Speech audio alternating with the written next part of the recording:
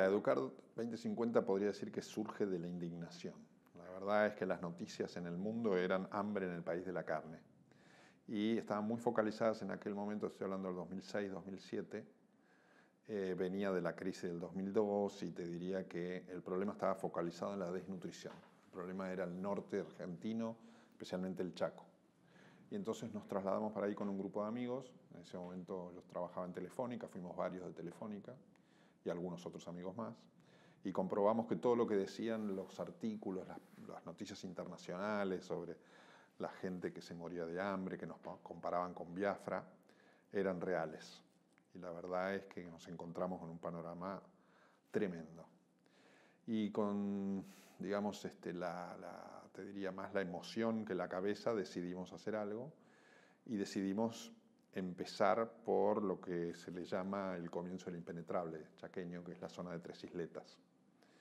Allí hay una monja que viene teniendo una actuación extraordinaria, que es la Madre María Alcira, que nos ayudó muchísimo al principio y nos dijo dónde. Nos fuimos de la ciudad de Tres Isletas y empezamos a trabajar en Monte Quemado Chico. Y para hacértelo muy corto, nos dimos cuenta que el mejor camino era la educación.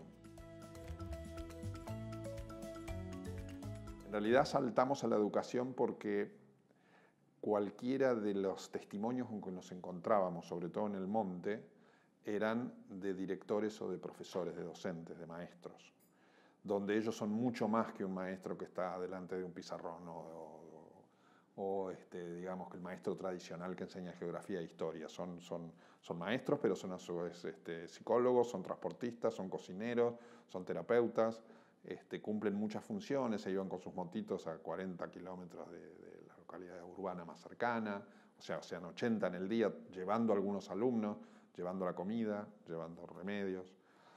Llevando a los chicos que por ahí estaban más retobados y no querían ir a los colegios. Entonces nos dimos cuenta, para hacértelo muy corto, que esa era una manera de contribuir. Empezamos la primera parte muy de entregarle un salvavidas, ¿no? Habían quedado náufragos y estaban en el océano. Pero después fuimos a todos temas de educación, porque nos encontramos con gente muy líder, y nos dimos cuenta que ese ejemplo se podría replicar y nos trasladamos a estudiar cómo estaba la situación de la educación en Argentina. Si la situación de la pobreza era tan indignante, ¿cómo encontrábamos a la educación para contrarrestar esa situación de indigencia, de pobreza?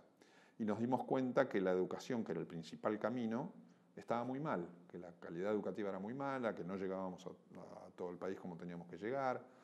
Y entonces decidimos conformar esta asociación porque los proyectos de educación son muy a largo plazo, por eso se llama 2050. Es difícil en Argentina pensar a largo plazo. Y decidimos hacerlo así, principalmente para situarnos en la mitad del siglo y tratar de llevar a la Argentina a un lugar de liderazgo en educación, como lo supo tener alguna vez. No es lo mismo, no podemos comparar si Argentina fue líder en el mundo, pero Argentina tuvo alfabetización antes que Italia, antes que España, antes que Portugal, con una mente muy clara que fue la de Sarmiento, que todavía seguimos cobrando rentas de lo que hizo. A las dos preguntas te contestaría que sí, ¿entendés? Son indistintas, casi el huevo y la gallina, ¿no? Las dos se dan, pero la verdad es que vos te encontrás, y para hacer un rapidísimo, transportarte en el tiempo, ¿no? Pero te estoy hablando del 2006, que veníamos de la crisis del 2002, pero hoy hay un 32% de pobres, o casi un 50% de pobres en las edades de los chicos escolares, ¿no? Es decir, hasta el último ciclo obligatorio, que es la escuela secundaria. Entonces, todavía tenemos ese problema de pobreza, todavía no lo hemos solucionado, y es la vergüenza más grande que tenemos como argentinos. Entonces, ante esa vergüenza es que surgió esto que te digo, entre comillas, la indignación, pero la indignación por la indignidad y la indignación por la bronca, por decir, ante este flagelo no nos podemos hacer los distraídos, esta es la prioridad. Y pensamos y estamos convencidos que la educación es el camino, porque lo dijo una de las madres de esos lugares donde íbamos primero, de donde tratábamos de poner un secundario rural o un jardín de infantes, y una madre nos dijo, de forma muy sencilla, nos dijo, miren, yo no sé si ustedes van a poner una escuelita, pero lo que sí sé que esto es el salvavidas para mi hijo. Y lo definió perfecto, salvavidas. No es que la educación sola le va a cambiar esta situación, a ningún argentino, ya del conurbano bonaerense o del Chaco. Pero sí es cierto que la educación es un pivote y tiene que estar acompañada por acción social, por un plan estratégico, por el Ministerio de Trabajo, por el Ministerio de Salud, trabajar en conjunto con una mirada estratégica, combatir la pobreza con educación. Hay que entender qué son los recursos y cómo se gestionan los recursos. La Argentina en el año 2006 sancionó una nueva ley de educación, que es la actual, la Ley de Educación Nacional, que llevó a los recursos al 6% del PBI, cuando antes estaba en un 3%.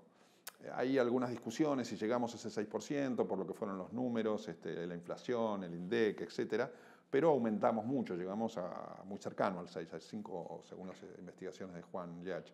Pero la verdad es que esos recursos tienen que ser manejados con muchísima eficiencia, con muchísima estrategia y con muchísimo monitoreo para saber cómo se gasta ese dinero en la educación. En realidad el concepto es que la educación no es un gasto, que la educación es una inversión, pero los recursos de por sí no son los que van a hacer el milagro. Se necesita mucha actitud, mucho plan estratégico y mucho control sobre lo que se decida hacer en un plan a largo plazo que tiene que ser de Estado y no de gobierno.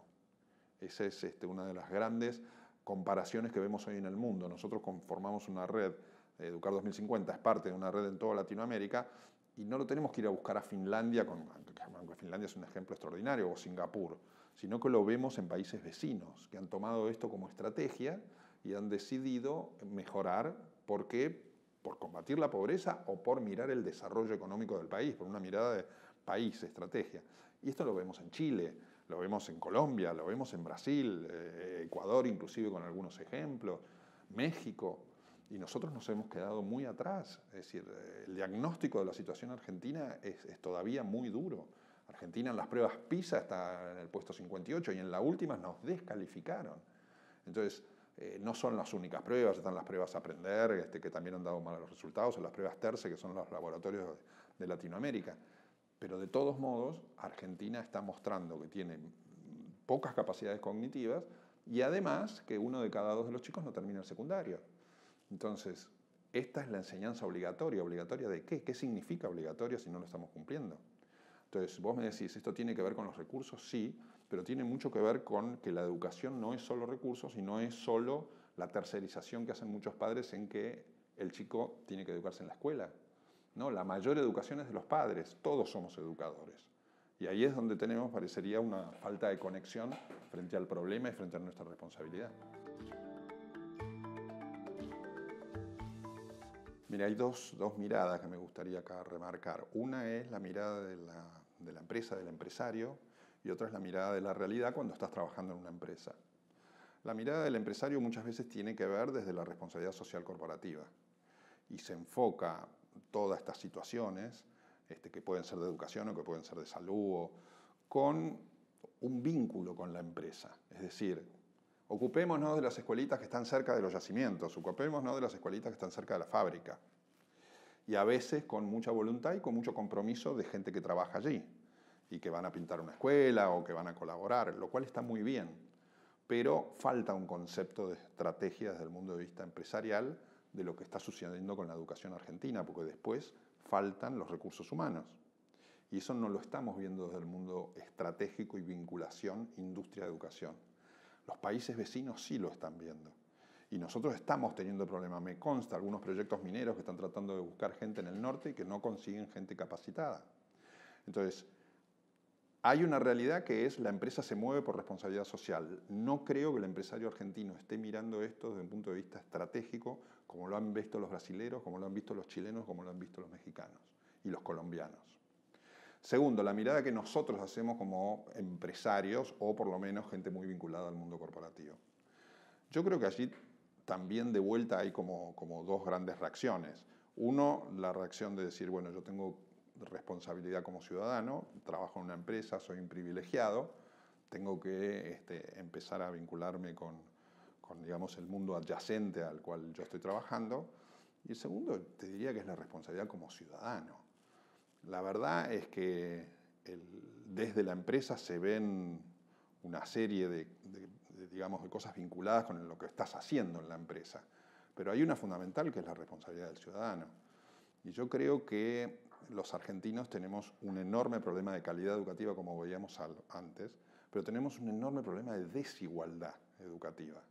Seguramente los hijos y toda la comunidad de las personas que trabajan con nosotros en la empresa acceden a educación bastante buena, o por lo menos que así lo creemos los padres. Después puedo hacer un comentario sobre esto, porque la educación de las mejores escuelas de la Argentina tampoco está tan bien. Pero la verdad es que la diferencia, la desigualdad entre aquellos que no pueden ir a una escuela, digamos, privada o que les cuesta mucho, la diferencia es muy grande, porque hay escuelas públicas muy buenas, pero también hay escuelas públicas en estas zonas vulnerables que realmente no llegan a nivel. Entonces ahí me parece que está la responsabilidad del ciudadano con el sombrero de trabajador de una empresa. No podemos hacer los distraídos.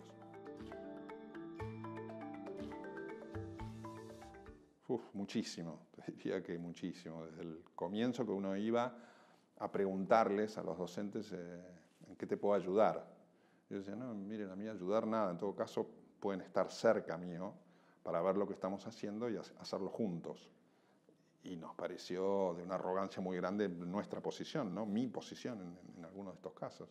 Así que aprendimos muchísimo de estos superhéroes, entre comillas, que se pueden calificar así a algunos docentes. Por supuesto que hay de los otros, hay de aquellos que faltan, que están ausentes en momentos claves y que no van y que se abusan del sistema. Pero realmente aprendimos mucho de docentes, aprendimos mucho de directores, lo que los llaman los americanos los principals, ¿no? Las autoridades, pero que son donde hay un buen director hay una buena comunidad docente. Donde hay una buena comunidad docente hay vínculo con los padres y ahí empieza un círculo virtuoso porque los alumnos se sienten más comprometidos. Entonces nosotros trabajamos mucho en eso de capacitación de directores y de formación de líderes. Y eso realmente también nos dio muchísima enseñanza porque vimos el problema desde el barro. Una cosa es verlo desde la teoría y sentados atrás de un escritorio de una empresa, y otra es cuando vas a esos lugares y aprendes que no es nada fácil. Esto no es pensar en un emprendimiento y decir lo llevamos adelante. Hay que hacer mucho cambio cultural y de vuelta trabajar mucho con los padres, que son los enormes responsables de la educación de los menores. Hay mucho que yo creo que se puede aprender del empresario y que el empresario puede aprender de la comunidad educativa, ¿no? En los dos caminos, en los dos ida y vuelta.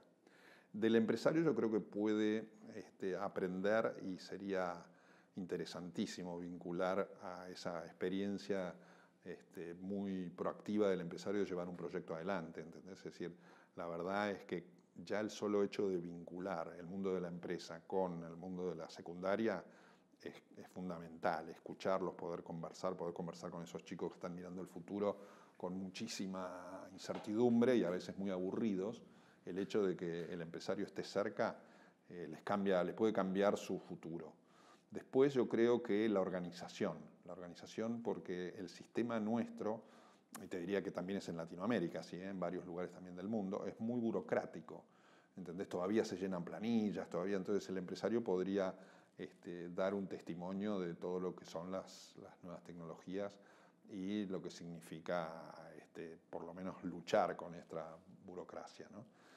Todo lo que es los ministerios provinciales, los supervisores, etcétera, podría colaborar muchísimo. Y después lo que se llama hoy enseñanza por proyectos. La educación está cambiando drásticamente, en forma copernicana. ¿Por qué? Porque la educación es transmitir conocimientos y habilidades, pero además del criterio para poder aplicarlos, ¿no? Y esos conocimientos y habilidades antes tenían un acceso más complejo, porque era el libro o el maestro que era el dueño del conocimiento. Hoy está todo en Internet, y los chicos casi todos tienen acceso a Internet vía un teléfono inteligente o vía computadoras. Con lo cual, que venga un maestro tiene un rol mucho más de transmisor y de facilitador y de agente reflexivo, ¿entendés?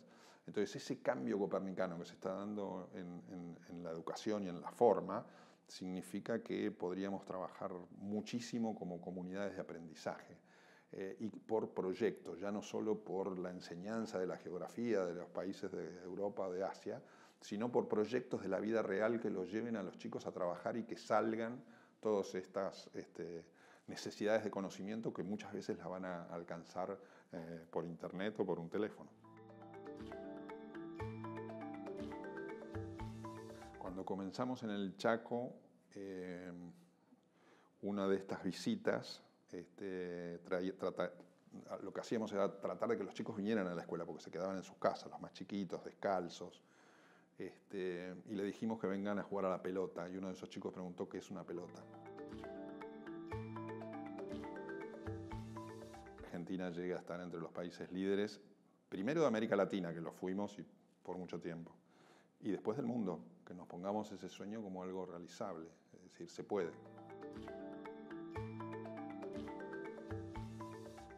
La alegría principal es los chicos que la están pasando peor, que vean en la educación una alegría. La escala, porque vos podés llegar a hacer proyectos pilotos en varios lados, pero necesitas escala, y eso tiene un sinónimo que es gobierno con actitud. Desde lo más personal es no mirar para el costado. Yo creo que acá la verdad es que estamos todavía viviendo anestesiados en alguna realidad de un país extraordinario como es Argentina, pero muy de las maravillas, y no estamos mirando el problema que tenemos tan cercano, que de vuelta no es el Chaco, el gran problema educativo argentino es el conurbano bonaerense, donde los chicos le dicen al curita local me voy a trabajar y saben que se van a robar o que se van a drogar. Entonces ese problema que tenemos significa muy mala educación. Yo creo que todos ahí somos educadores, todos somos responsables, y este es un imperativo categórico. No podemos hacer otra cosa. La prioridad tiene que ser la educación, y la educación va a cambiar esta realidad si lo hacemos como somos los argentinos, con muchísimo compromiso, y creo que ahí el mundo empresarial tiene un papel que jugar que todavía no lo ha jugado.